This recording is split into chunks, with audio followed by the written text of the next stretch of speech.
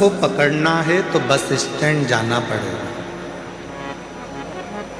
Train को पकड़ना है तो रेलवे स्टेशन बोलो बोलो जाना पड़ेगा, फ्लाइट पकड़ना है तो एयरपोर्ट जाना पड़ेगा,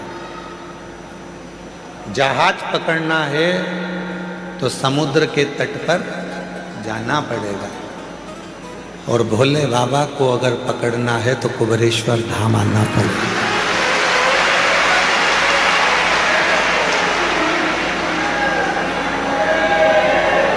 बारह ज्योतिर्लिंग का, ये 12 ज्योतिर्लिंग के मध्य में विराजमान ये वो कुबेरेश्वर बाबा की धरा है, ये वो कुबेरेश्वर बाबा की भूमि है,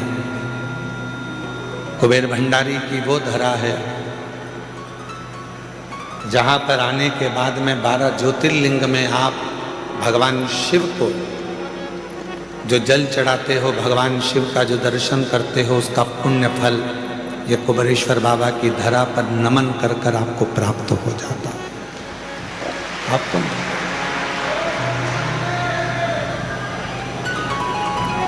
अब यहां रहकर करना क्या क्या है?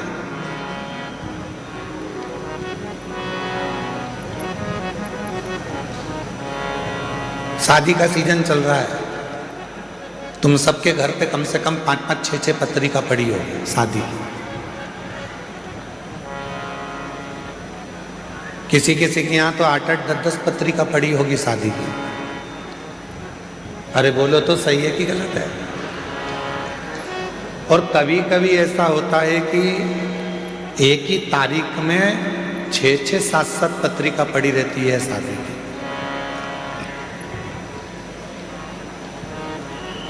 बोलो री जी हाँ, सही है कि गलत है? अब तुम क्या करते हो? पत्रिका देखोगे, किसके यहाँ की है, किसके यहाँ की है, किसके यहाँ की है, और पत्रिका देखने के बाद तुम्हारा जिससे ज्यादा प्रेम होगा तुम उसी के घर की शादी में जाओ। भले 10 पत्रिका पड़ी हो, 8 पत्रिका पड़ी हो, 5 पत्रिका पड़ी हो, 10-12 पत्रिका पड़ी हो, पर जिससे ज्यादा प्रेम होता है व्यक्ति उसी के घर की शादी में जाता है। उसी तरह कुबेरेश्वर बाबा की धरा पर रुद्राक्ष महोत्सव में वही आता है जिसका मेरे बाबा से प्रेम होता है।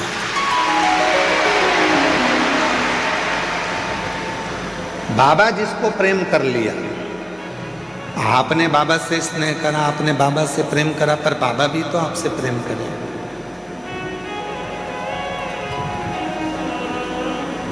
बाबा भी तो आपसे स्नेह करे।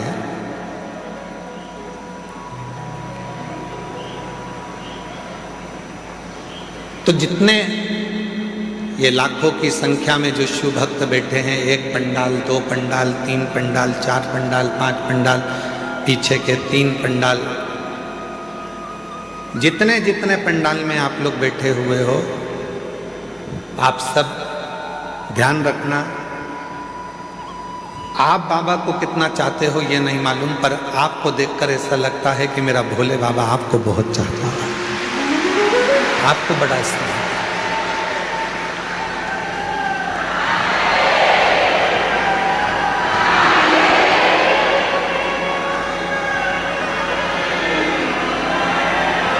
और शंभु शरणे पड़े मांगू घड़ी रे दुख काटो दया करीन दर्शन तो शंभु शरणे पड़े मांगू दुख काटो दया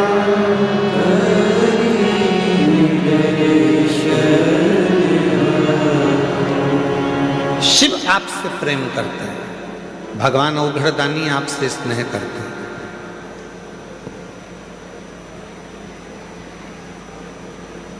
दक्ष प्रजापति के घर में 60 कन्याओं का जन्म हो चुका था।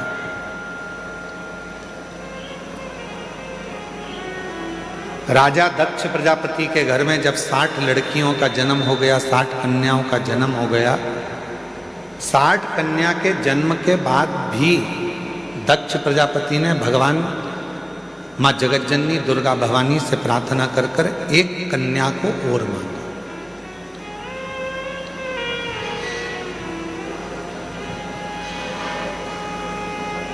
एक कन्या और मांगा। माँ दुर्गा भवानी ने पूछा, हे दक्ष प्रजापति, तेरे घर में 60 लड़कियों का जन्म हो चुका है और तू एक लड़की और मांग रहा है, बेटी मांग रहा है।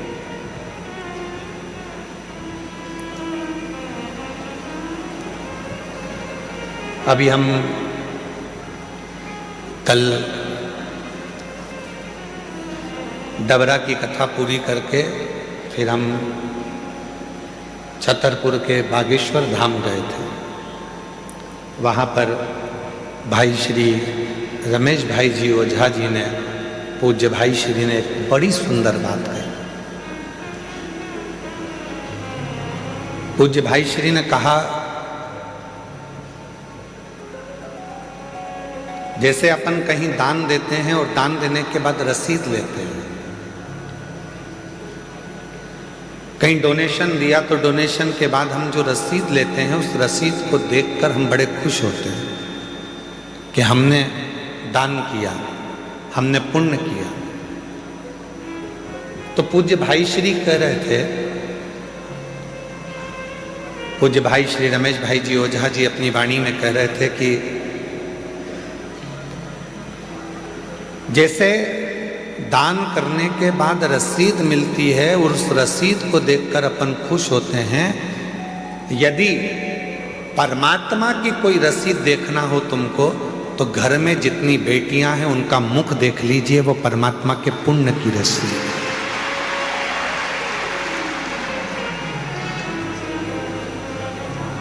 वो परमात्मा के पुण्य की रसीद है।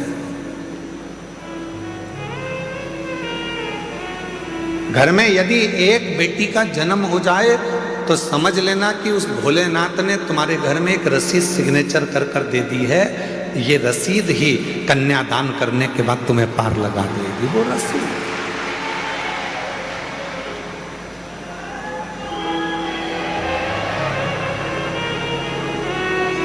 दक्ष प्रजापति के घर में 60 कन्याओं का जन्म हो गया, एक कन्या और माँ जगतजननी दुर्गा भवानी से मांग रहे और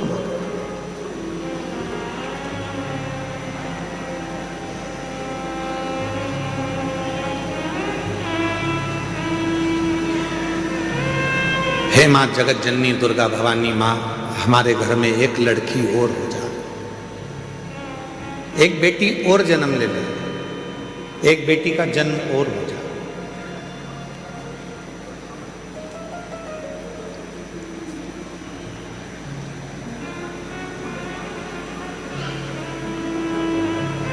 देवी जी ने पूछा, जगतजननी दुर्गा भवानी ने पूछा कि तुम्हारे घर में इतनी लड़कियां हैं,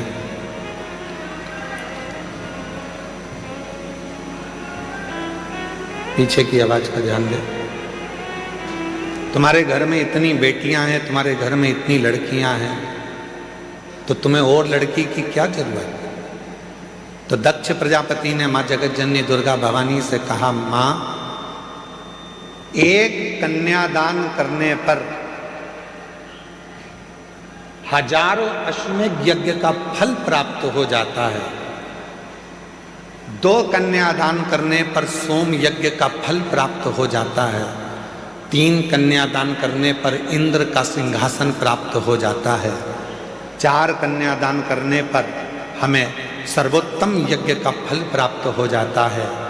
और जब हाथ से प्रति समय पर एक कन्या का यदि कन्यादान होता है तो हमारा वैकुंठ में निवास हो जाता है। ये शिव तत्व, ये शिव तत्व।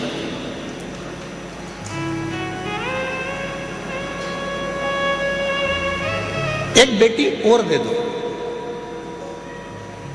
और दक्ष प्रजापति के घर में माँ जगत जननी दुर्गा भवानी ने कहा कि बेटी ढूंढने के लिए कहाँ जाऊंगी या बेटी को खोजने के लिए कहाँ जाऊंगी, इसलिए मैं खुद तुम्हारे घर में माँ जगत जननी कहती हैं कि बेटी बनकर तेरे घर में आऊंगी, स्वयं तेरे घर में आऊंगी।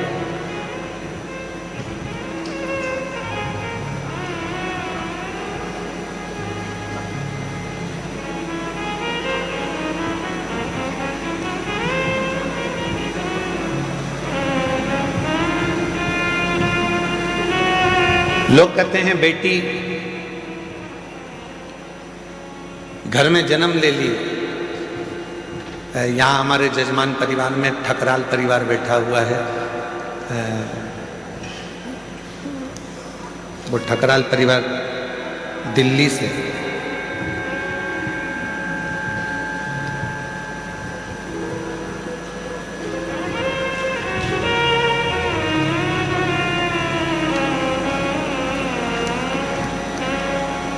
इस बेटी से एक हिम्मत लेना चाहता हूं। कहाँ बेटी है बेटा? ये बेटी है। इस बेटी से एक हिम्मत लो।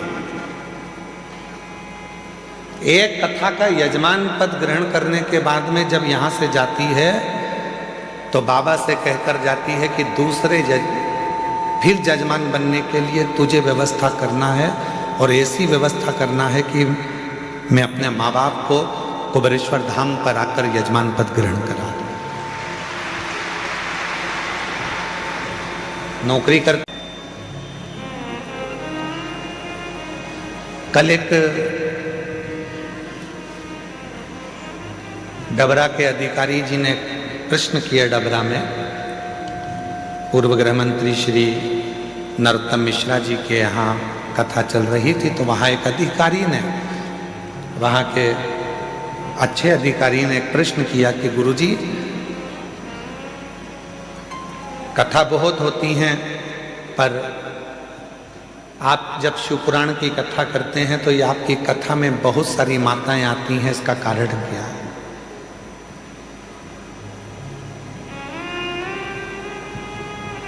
इसका कारण क्या है? हमने कहा इसका केवल एक कारण है, ये हमको सुनने के लिए नहीं आती है। ये जब भी कथा के पंडाल में आती हैं तो ये सोचकर आती हैं कि मेरा भोले बाबा कुछ कहने वाला है, शंकर जी कुछ कहने वाले हैं, और शिव जी उस कथा को कहेंगे और मैं उस कथा को सुनूंगी, और जो वाणी निकलेगी वो मेरे लिए कल्याणप्रद होगी, वो मेरे लिए।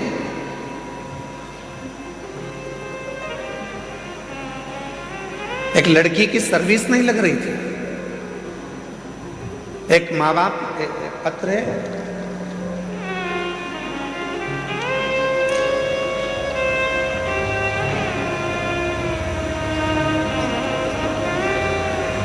मेरा नाम शंकर महादेव, बावट इकर, मोबाइल नंबर ये है, मलकापुर जिला बुल्ढाना महाराष्ट्र से आए। कहीं बैठे हों तो हाथ हिला सकते हैं। आप ही हैं बाबा जी? मैं आपको नमन करता हूं। ये वो पिता है, बेटी ने हिम्मत हार दी थी कि पापा मेरी कहीं जॉब नहीं लग रही है, मैं इतनी पढ़ गई फिर भी मेरी सर्विस नहीं लग रही है, कोई मुझे गवर्नमेंट जॉब नहीं मिल रही है। पिता ने अपनी बेटी से कहा कि वो सीहोर वाला बाबा कहता है कि मेहनत को 4 गुना कर, रात दिन एक कर दे, फिर एग्जाम दे। और बाप ने संकल्प लिया था कि मेरी बेटी की जैसी नौकरी लग जाएगी, जहां भी शिव पुराण की कथा होगी पैदल जाऊंगा। यवतमाल महाराष्ट्र से जैसे ही बेटी की सरकारी नौकरी लगी और वह बाप पैदल चलकर यवतमाल महाराष्ट्र से यहां पहुंचा है। आओ बाबा जी, आ जाओ, आप आ जाइए। मलकापुर जिला बुल्ढाना महाराष्ट्र से पैदल चलकर आए, और आज से नहीं निकले हैं, कम से कम 10 दिन 15 दिन पहले के निकले हैं। धीरे धीरे धीरे धीरे शिव का नाम लेते लेते, शंकर का गुणगान करते करते करते करते यहाँ तक पहुंचे। विश्वास,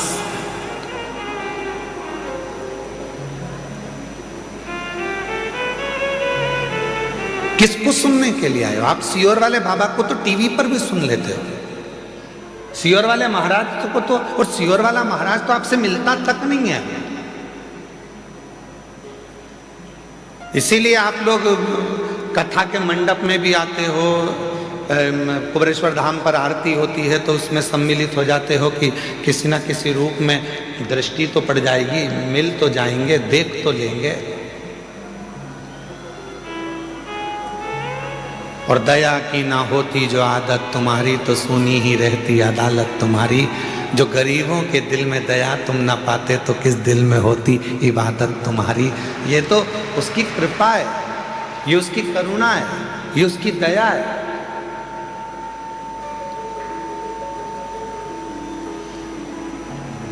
ये शिव की उदारता है। एक बेटी तुम्हारे घर में यदि है, और उस परमात्मा से कहना, और फिर निवेदन करूं मेरी जीजियों, बेटे के जन्मदिन पर तुम फटाके फोड़ो चाहे ना फोड़ो, बेटे के जन्मदिन पर तुम नगाड़े बजाओ चाहे ना बजाओ, पर बेटी तुम्हारे घर में जन्म ले तो उस दिन खूब खुशियां मनाना कि मेरे घर में मेरे परमात्मा ने एक बेटी को भेज दिया।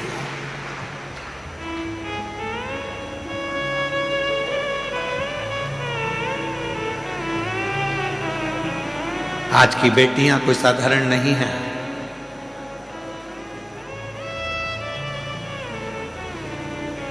जो भारत की भूमि के लिए तत्पर आगे बढ़कर मिसाइलों को दागती है, और भारत की एक बेटी पूरे पाकिस्तान को हिलाकर आ जाती है, ये वो भारत की भूमि है, ये वो भारत की भूमि है। जिस भारत की भूमि पर बेटियों का सम्मान है, जिस भारत की भूमि पर बेटियों का आदर है, जिस भारत की भूमि पर बेटी को कन्या रूपी रतन कहा जाता है, जिस भारत की भूमि पर बेटी को हमारे यहाँ एक माणिक रतन कहा जाता है, जिस भारत की भूमि पर बेटी को सम्मानता का भाव दिया जाता है, ये वो भारत की भूमि है।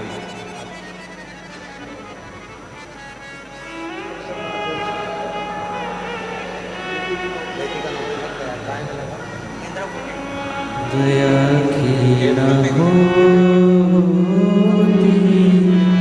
जो आदत तुम्हारी।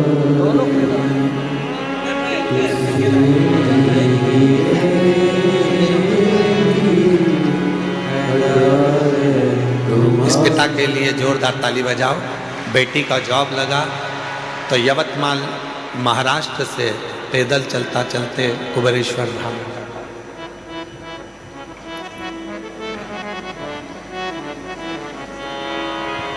और कितनी बेटियां बैठी हैं यहाँ पर, ढेरों।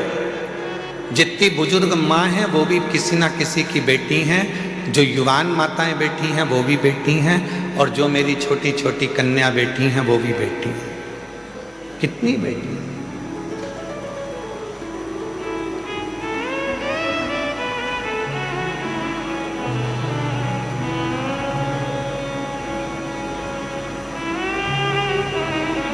अभी भोपाल में एक सम्मेलन था, उस सम्मेलन में हम गए थे, तो उसमें हमसे पूछा गया कि आप राष्ट्र को अगर उज्जवल देखना चाहते हैं तो क्या देखना चाहते हैं?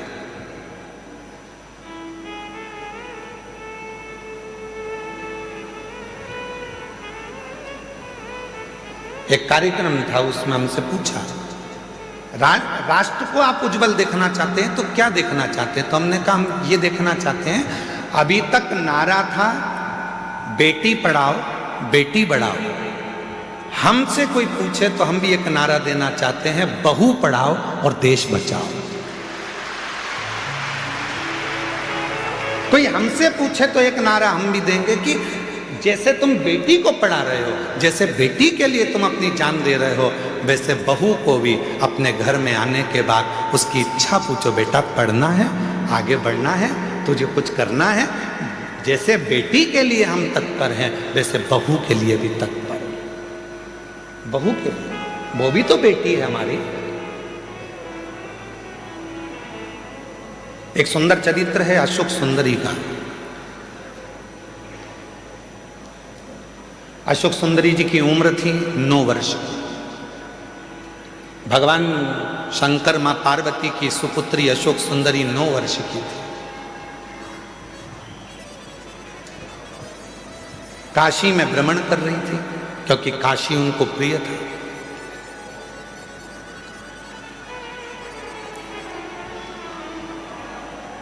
अशोक सुंदरी जी को काशी बड़ा प्रिय था। काशी में रह रही थी, काशी में भ्रमण कर रही थी और भ्रमण करते करते काशी की धरा पर अशोक सुंदरी एक दिन बाबा विश्वनाथ जी के पास में पहुंच गए, अपने पिताजी के पास। जब जाकर देखा तो पिताजी तो तप साधना में लीन थे। अशोक सुंदरी ने देखा कि पिताजी तो तप साधना में लीन है, अब मैं किसके पास जाऊं? तो अशोक सुंदरी फिर दौड़ लगाई, अपनी मां को खोजने लगी, माता पार्वती। उस समय पर मां जगतजननी जगदम्बा अंबा माता पार्वती मैया असुरों का संहार करने के लिए गई थी। मां जगतजननी को ढूंढ, पार्वती जी मिलती नहीं। अशोक सुंदरी आखिरी में ढूंढते ढूंढते श्री गणेश जी महाराज के पास में गई, गणेश जी भी नहीं मिले। षडानंद कार्तिकेय जी के पास गई, षडानंद कार्तिकेय भी नहीं मिले।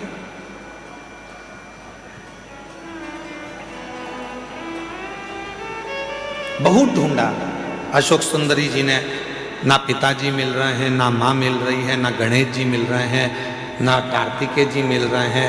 आखिरी में अशोक सुंदरी एक स्थान पर एक वृक्ष के नीचे बैठ गई, मौन होकर। और जो बात हमने आपसे पहले भी कही, आज फिर कहते हैं, जब तुम्हारे मन में अशांति उत्पन्न हो, जब तुम्हारे मन के अंदर बहुत ज्यादा टेंशन हो, अशांति हो,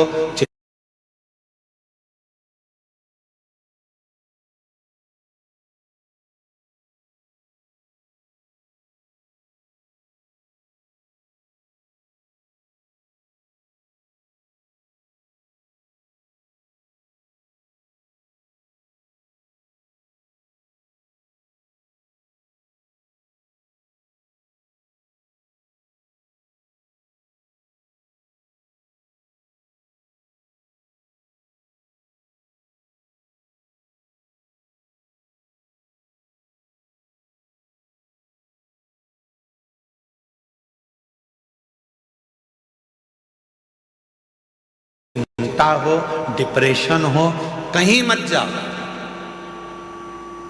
एक किसी वृक्ष के नीचे कुछ देर के लिए, ये प्रकृति ने जो हमको वृक्ष दिए हैं, ये हमारे डिप्रेशन को, हमारी अशांति को शांत करने के लिए दिए। किसी वृक्ष के नीचे 10 मिनट के लिए मौन होकर बैठ जाओ और बाबा के ओम नाथ का स्मरण करें। ओम नाथ का स्मरण।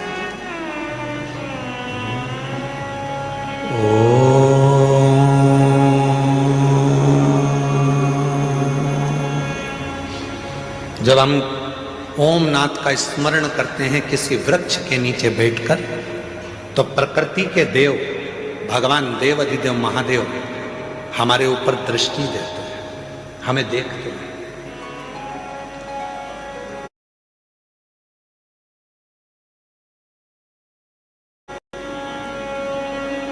शिव महापुराण की कथा में लिखा है,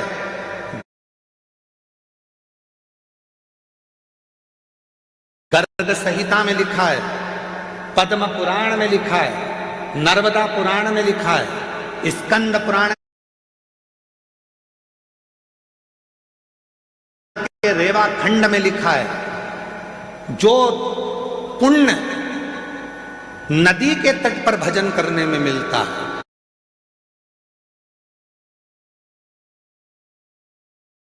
जो पुण्य तीर्थ में जाकर भजन करने में मिलता है, जो पुण्य घर से बाहर निकलकर भजन करने में मिलता है, वो पुण्य एक वृक्ष के नीचे बैठकर ओम का नाद करने से तुरंत प्राप्त हो जाए।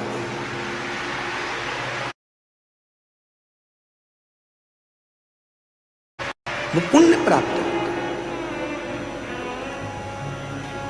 हो।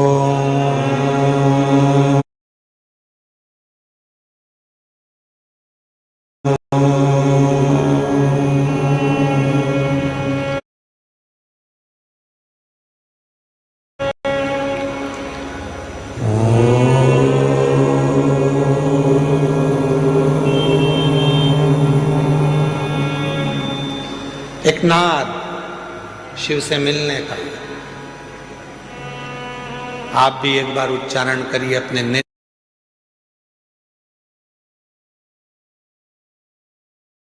को धीरे धीरे बंद कर कर, पीठ को एकदम सीधा कर कर,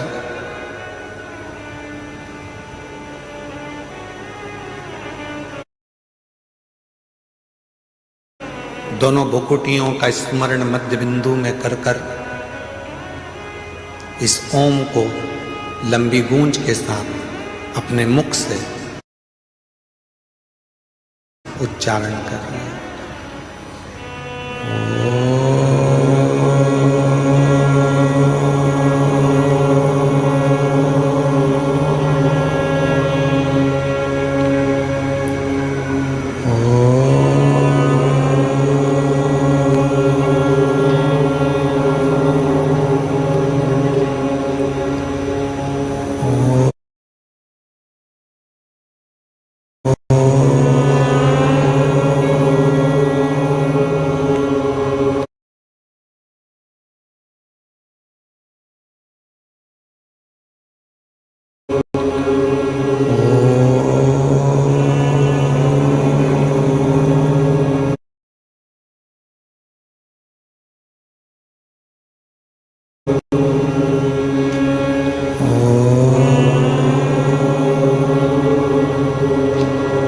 धीरे धीरे नेत्रों को खोलिए,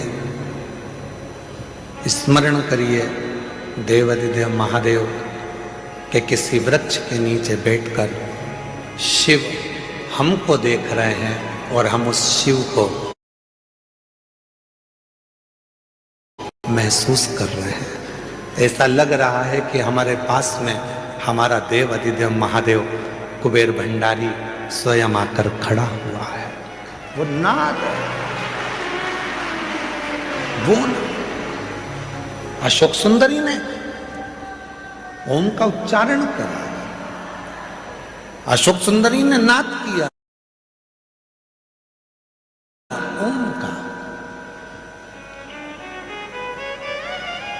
शिव पुराण की विद्येश्वर संहिता कहती है, स्कंद पुराण का रेवा खंड कहता है, किसी वृक्ष के नीचे बैठकर जब हम लंबी श्वास लेकर ओम का उच्चारण करते हैं तो महादेव हमको देखते जरूर हैं। और वही हुआ, जैसे ही अशोक सुंदरी ने काशी में बैठकर ओम नाद करना प्रारंभ करा, शिव जी की दृष्टि पड़ी तो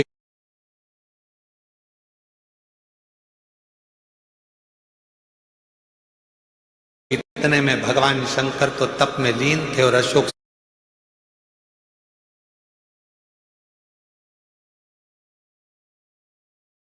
सुंदरी उनको महसूस कर रही है कि मेरे पिता है।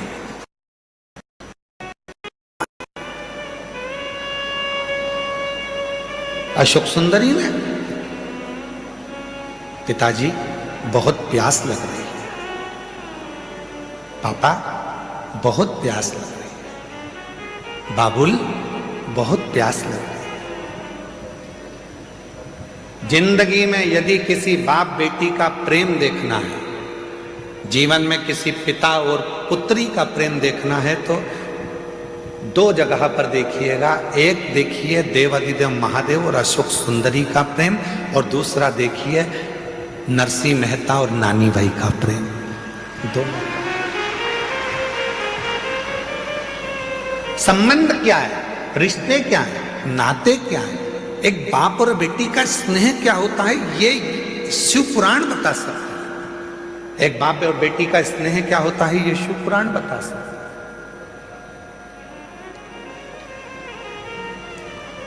पिताजी मुझे बहुत प्यास लग रही है, बहुत प्यास लग रही है।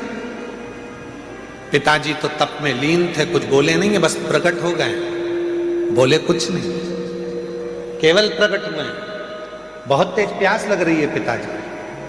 पिताजी कुछ नहीं बोले। थोड़ी देर बाद अशोक सुंदरी ने देखा कि मेरे पिताजी की जटा में से टप टप टप टप करते हुए जल बह रहा था। अशोक सुंदरी को लगा कि गंगा मैया सिर पे है तो वो पानी बहा रही है, मैं क्यों ना इस जल को पी लूं। और तुरंत अशोक सुंदरी ने पिताजी के कंधे पर जाकर लिपट गई और लिपटकर अशोक सुंदरी ने अपने मुख को ऊंचा करा और शिव जी की जटा से, भगवान शंकर की जटा से जो बूंद बूंद जल टपक रहा था उसको अशोक सुंदरी ने पीना प्रारंभ कर दिया।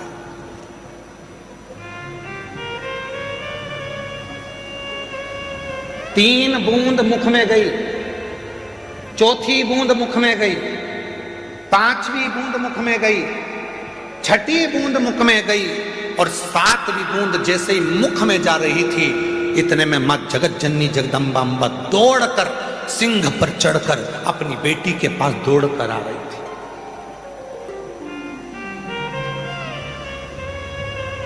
जगत जननी जगदम्बा अम्बा दौड़कर, सुंदरी सुंदरी सुंदरी सुंदरी अशोक सुंदरी सुंदरी सुंदरी, क्या बोल रहे। शिवजी ने देखा कि पार्वती जी इतनी जल्दीबाजी में कहां से आ गई, तो पार्वती जी को देखकर शंकर भगवान तुरंत पूछा, क्या हो गया पार्वती, जो तुम इतनी चिल्लाती चिल्लाती अशोक सुंदरी सुंदरी सुंदरी अशोक सुंदरी सुंदरी सुंदरी अशोक सुंदरी करती हुई आ रही हो, क्या हुआ। अरे वो अशोक सुंदरी तुम्हारे पीछे बैठी है, उसको प्यास लग रही थी, पानी नहीं मिला, तो वो तुम्हारे शीश से जो बूंद बूंद जल टपक रहा है ना उसको पी रही है।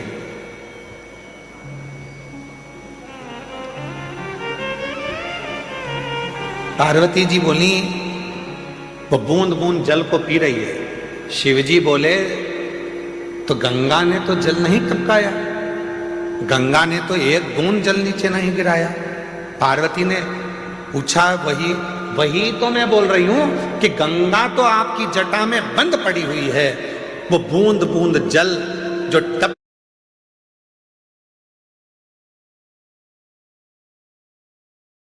रहा है वो जल नहीं है, तुम्हारे गले में जो वासुकी नाग पड़ा हुआ है उस नाग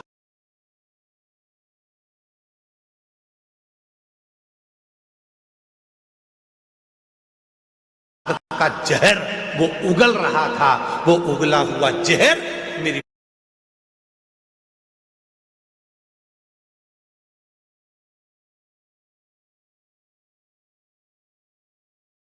बेटी के कंठ में जा रहा था।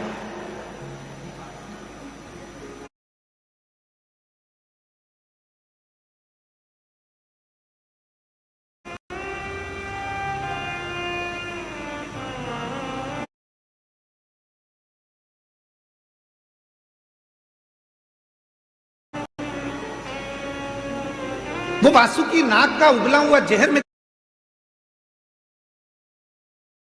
बेटी के कंठ में जा रहा है, इसलिए मैं अपनी बेटी को बचाने आई हूं। शंकर भगवान बहुत तेज मुस्कुराए,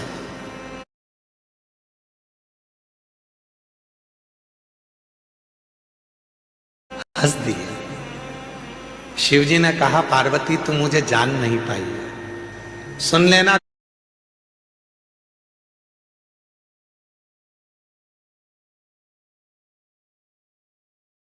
दुनिया के लोगों, जो शिव जी पे चढ़े हुए जल का पानी पीने के लिए मना करते हैं, जल पीने का मना करते हैं, उनके लिए कथा प्रेरणा है। लोग कहते हैं शिव जी पे चढ़ा हुआ जल नहीं पीना चाहिए, वो कथा को ध्यान से सुनना। रुद्राक्ष महोत्सव 2026 के प्रथम दिवस की कथा को अपने चित्त में बिठाना। शिव जी हंसे, पार्वती से कहा, पार्वती तू मुझे अभी तक समझ नहीं पाई है। पार्वती ने पूछा, क्यों, तूने क्या कहा। मेरे जटा से बाल में से पानी टपक रहा था और अशोक सुंदरी पी रही थी, और वासुकी नाग ने जहर उगला था, वो जहर अशोक सुंदरी के मुख में चला गया था। अरे पार्वती तो मुझे समझ नहीं पाई है। पार्वती अगर जहर भी मुझ पर चढ़ जाता है तो वो भी अमृत बन जाता है, तो कब समझेगी।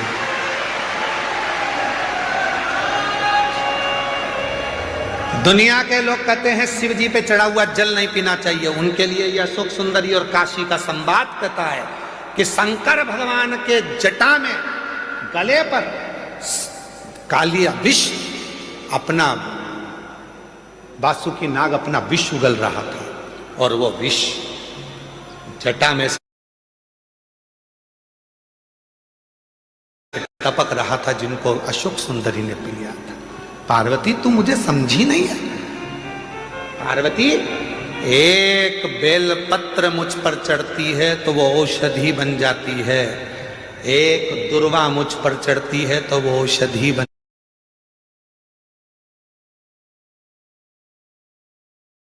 जाती है, एक बेर मुझ पर चढ़ता है तो औषधि बन जाती है, एक चावल का दाना मुझ पर चढ़ता है धान्य, वो औषधि बन जाती है। अरे पार्वती, जो जल मुझ पर चढ़ता है वो भले कैसा भी हो, वो मेरे ऊपर चढ़कर गंगा जल जैसी औषधि बनकर सुख प्रदान कर देता है।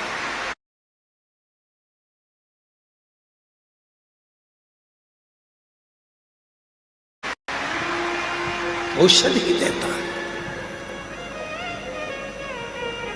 अब दुनिया के लोग बोलते हैं कि गुरुजी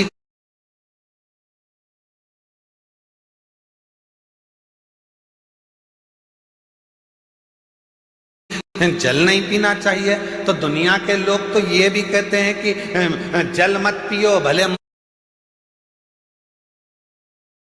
मदिरा पी लो।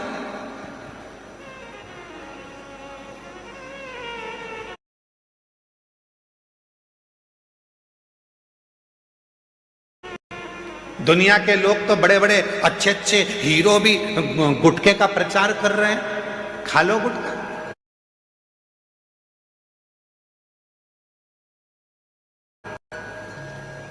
दुनिया के लोग तो गलत गलत प्रचार कर रहे हैं, कर लो गलत काम। नहीं,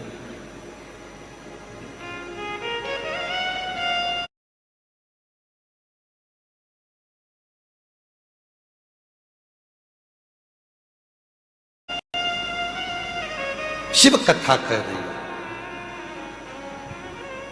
भगवान देवाधिदेव महा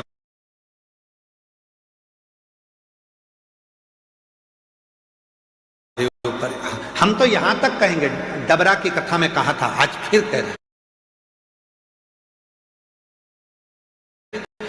3 दिवसीय डबरा की कथा में कहा था, यदि तुम्हारे पास में देने के लिए शिव जी के कुछ भी नहीं है, कुछ भी तुम्हारे पास में नहीं है, मेरी जीजियों, मेरे जीजाओं, मेरी बेटियों, मेरे बेटाओं, क्योंकि भगवान शंकर प्रकृति के देवता हैं। शिव जी को ना तुम्हारा धन चाहिए, ना वैभव चाहिए, ना दौलत चाहिए, ना तुम्हारी सत्ता चाहिए। शंकर भगवान को देने के लिए कुछ भी नहीं है, तो बस उसको दर्शन कर लो, नेत्रों से निहार लो, उस शिवलिंग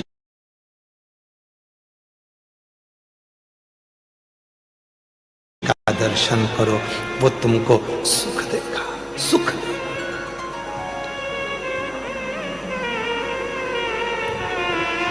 जब हम रात्रि को यहां पर पहुंचे, तो रात्रि में यहां पर आए तो एक माता जी ने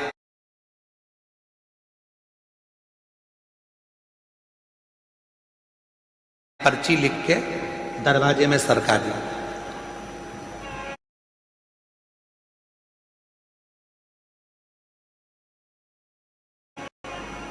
तुम ऐसा मत करना। एक माता जी ने पर्ची लिखी और दरवाजे में सरका दी। माता सती बाल्य अवस्था से, जब माता सती का जन्म हुआ था, जब गोदी में माता सती जी थी, प्रसूति की गोद में माता सती थी, बाल्यावस्था में मां सती माता की गोद में जब अटखेलियां कर रही थी, दक्ष प्रजापति ने सती के जन्म उत्सव को मनाया, सारे देवताओं को बुलाया, सबको निमंत्रण दिया। शिव जी के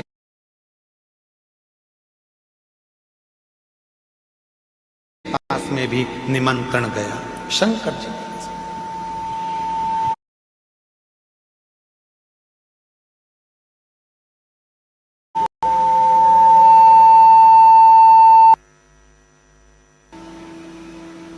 निमंत्रण सबके पास गए।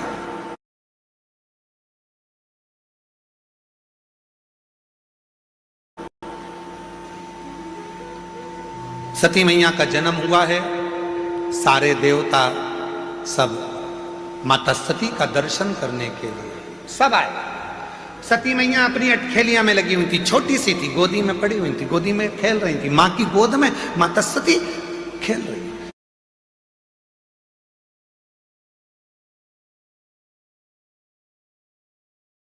किसी देवता को मां सती ने नहीं देखा, अपनी अटखेलियां करेंगे।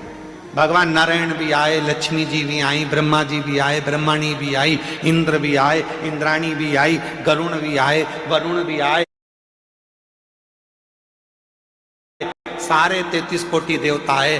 तब तक माता सती ने किसी को नहीं देखा। पर जैसे ही भगवान देव अधिदेव महादेव सती मैया के सामने जैसे ही पहुंचे, गोदी में सती सोई थी, प्रसूति की गोद में सती सोई थी। और सती जैसे ही शिवाय, सती का ध्यान शंकर भगवान पर टिक गया। जैसे शंकर की कथा सुनने वाले, शिव महापुराण की कथा सुनने वाले कैसे होते हैं? कथा चालू होती है और एकदम साइलेंट, किसी की आवाज नहीं आती है। पड़ोसन बोले भी तो ये कौन ही मार देती है।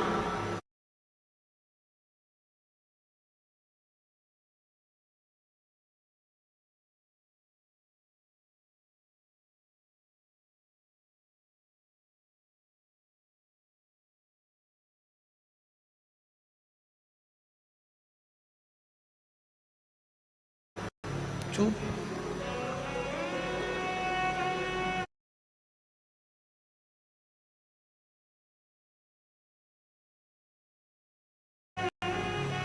और पूरा इतनी संख्या में 2 माताओं को एक कमरे में बिठा दो तो इनकी बात खत्म नहीं होती है। और तुम लाखों की संख्या में बैठे हो और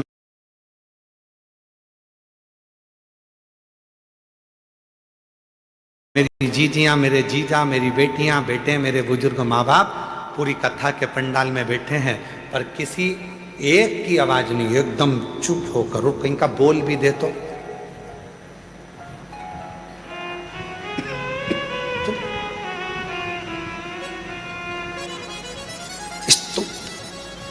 जैसे सती मैया भगवान देव अधिदेव महादेव को देखकर एकदम स्तुप्त हो,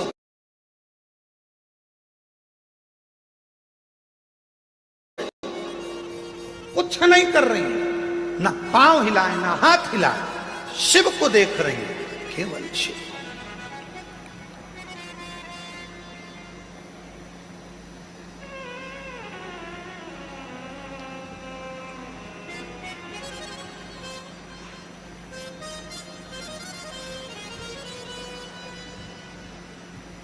और भगवान देव अधिदेव महादेव ने सती को देखा, दक्ष प्रजापति को बुलाया और बुलाकर कहा, दक्ष प्रजापति जी, इस सती, ये मेरी जगत जननी जगदम्बा अंबा तुम्हारे घर में आई है।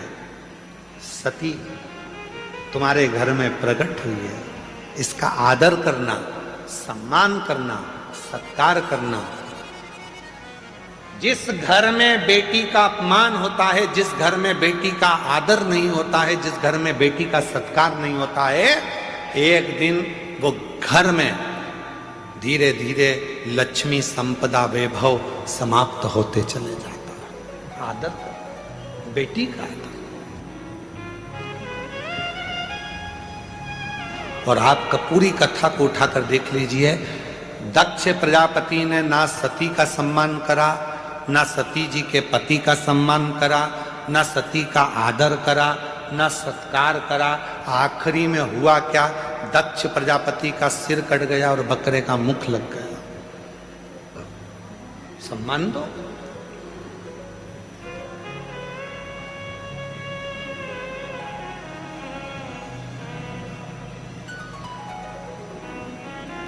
एक हमारे यहां पुरानी कहावत है, बहन बेटी आती है, अभी अभी तो भगवान ने सबको संपदा दी है, धन दिया है, तो लोग साड़ी दे देते हैं। पहले कहते थे बहन बेटी आई, ब्लाउज का टुकड़ा दे दो। क्या दे दो? अरे जम के तो बोलो, ब्लाउज का टुकड़ा। ऐसा ऐसा घड़ी बना हुआ रहता था ऐसा, और 60, 70, 80 रुपए में मिल जाता था ऐसा अच्छा बढ़िया पन्नी में धरा धरा।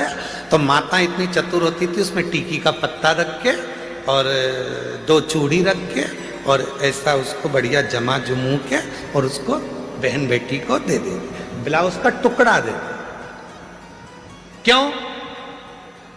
दक्ष प्रजापति अपने राजसभा में, अपनी सभा के अंदर सती को एक जमीन का टुकड़ा नहीं दिया था बैठने के लिए, तो वो दक्ष प्रजापति का घर भी गया और शीश भी गया। अगर वो एक टुकड़ा दे देते तो दक्ष प्रजापति का ना शीश कटता ना दक्ष प्रजापति का घर जाता। इसलिए बहन बेटी को एक टुकड़ा ब्लाउज का देकर बहन बेटी का आशीर्वाद प्राप्त कर लिया जाता है, जिससे घर अच्छा है। एक टुकड़ा बहुत। 2 शब्द हैं, जरा ध्यान से सुनिएगा। एक होता है चरण में रहना और एक होता है शरण में रहना। 2 शब्द हैं, एक है चरण में रहना और एक है शरण में रहना। मंदिर में जाते हो, तुम्हारे घर के मंदिर में भगवान को दिया लगाते हो, पूजन करते हो, अगरबत्ती लगाते हो, धूप बत्ती लगाते हो, प्रणाम करते हो, मतलब तुम भगवान के चरण में हो। कहां पर हो? जम के बोलो जरा। चरण, इसको कहते हैं चरण में रहना। अब शरण में रहना किसको कहते हैं?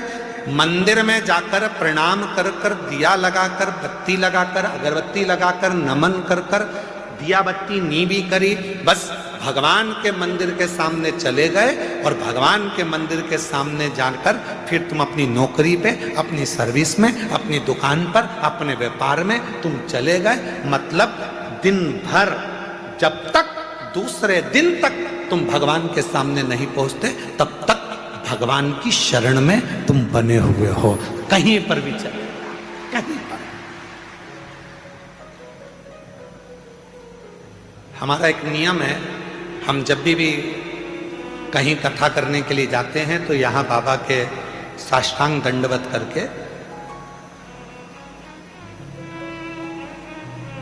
बाहर तो हम ज्यादा निकलते नहीं है तुम्हारे चक्कर में, क्योंकि हम दंडवत करें तुम हमारे ऊपर दंडवत कर दो। तो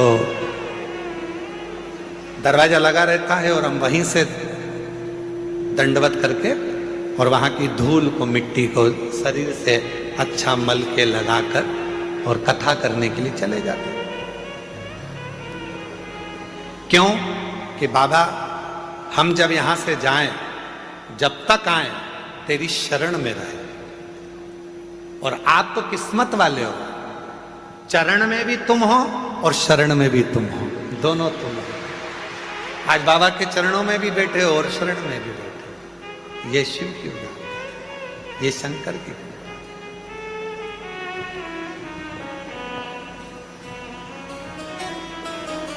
इसलिए शिव महापुराण की कथा वर्णन कर रही है महाराज।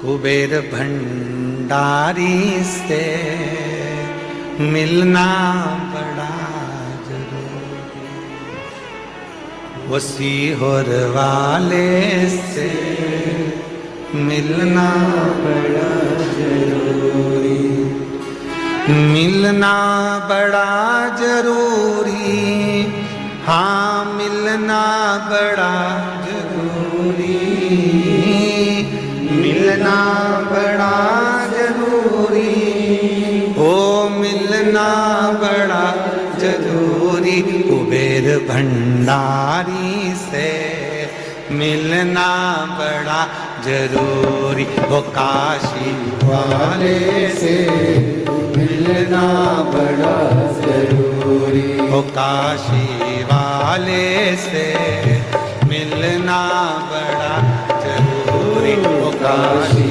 वाले से मिलना बड़ा जरूरी, मिलना बड़ा जरूरी, ओ मिलना बड़ा जरूरी, ओ मिलना बड़ा जरूरी, ओ मिलना बड़ा जरूरी, ओ सीहोर वाले से मिलना बड़ा जरूरी, ओ सीहोर वाले से मिलना बड़ा जरूरी, वो काशी वाले से मिलना बड़ा जरूरी, वो उज्जैन वाले से मिलना बड़ा जरूरी।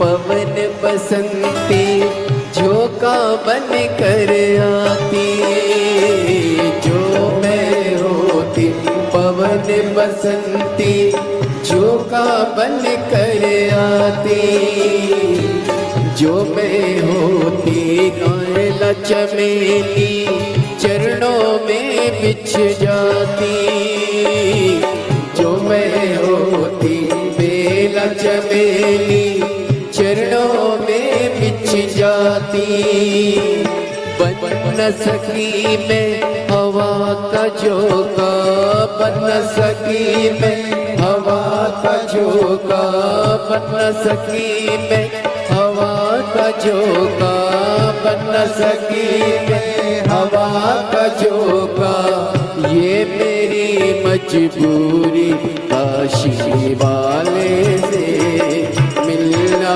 बड़ा जरूरी, काशी वाले से मिलना बड़ा जरूरी, डमरू वाले से मिलना बड़ा जरूरी, डमरू वाले से मिलना बड़ा जरूरी, ओ मिलना बड़ा जरूरी, मिलना बड़ा जरूरी।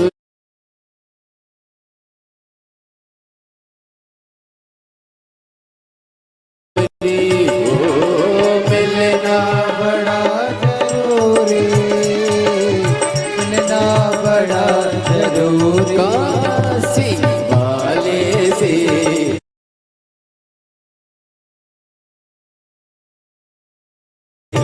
मिलना बड़ा जरूरी, काशी वाले से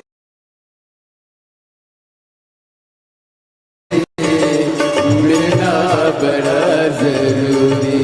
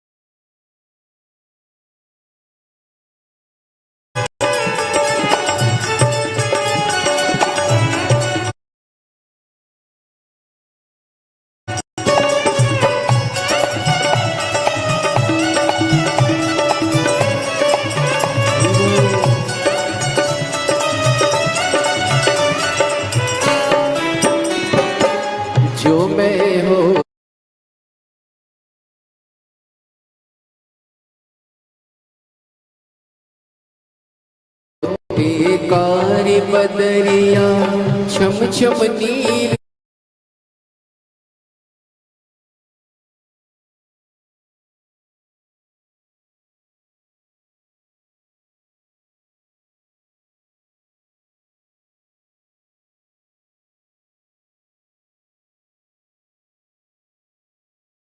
पाती जो मैं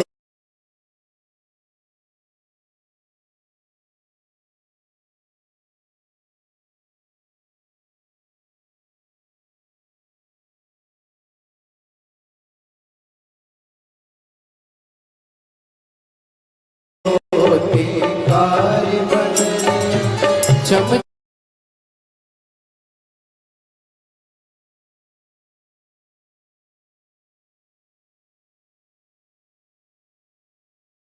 चम नीर बाती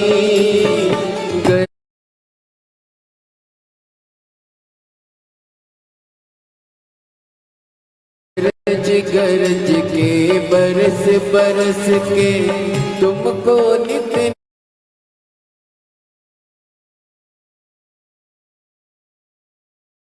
नहलाती गरज गरज के बरस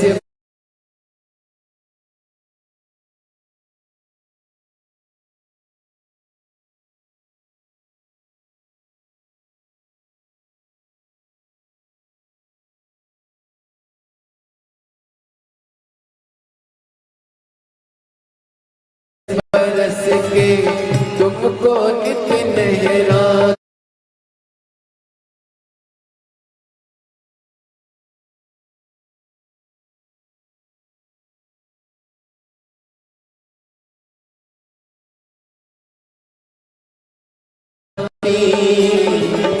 बन सकी मैं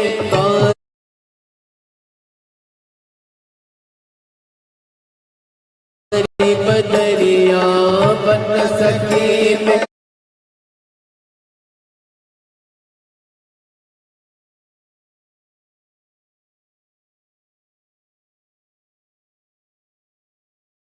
कारी बदरिया बन सकी मैं कारी बदरिया बन सकी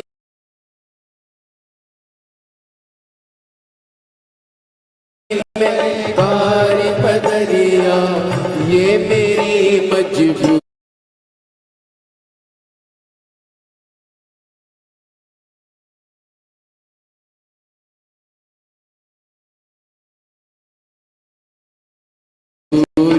काशी